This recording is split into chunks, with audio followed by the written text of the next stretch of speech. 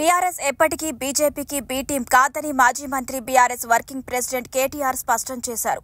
శుక్రవారం కేటీఆర్ మీడియాతో మాట్లాడుతూ బీజేపీతో తమకు పొత్తు గతంలో లేదు, భవిష్యత్తులో కూడా ఉండబోదని కీలక వ్యాఖ్యలు చేశారు. ఒకవేళ బీజేపీకి బీఆర్ఎస్ బి టీం అయి ఉంటే లిక్కర్ కుంభకోణం కేసులో కవితపై కేసు పెట్టేదా అని ప్రశ్నించారు.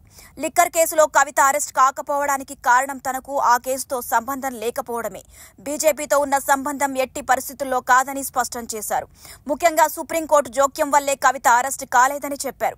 కాంగ్రెస్ బీజేపీలు కుమ్మక్కై బీఆర్ఎస్ ను దెబ్బతీయాలని చూశాయని అన్నారు. బీజేపీ కాంగ్రెస్ రహస్య ఒప్పందానికి ఎమ్మెల్సీ ఉప ఎన్నికల నోటిఫికేషన్ నిదర్శనమని వెల్లడించారు.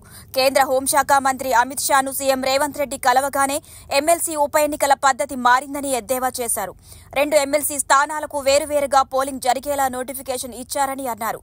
బీజేపీ రాజకీయం కోసం మతాన్ని వాడుకుంటుందని మండిపడ్డారు.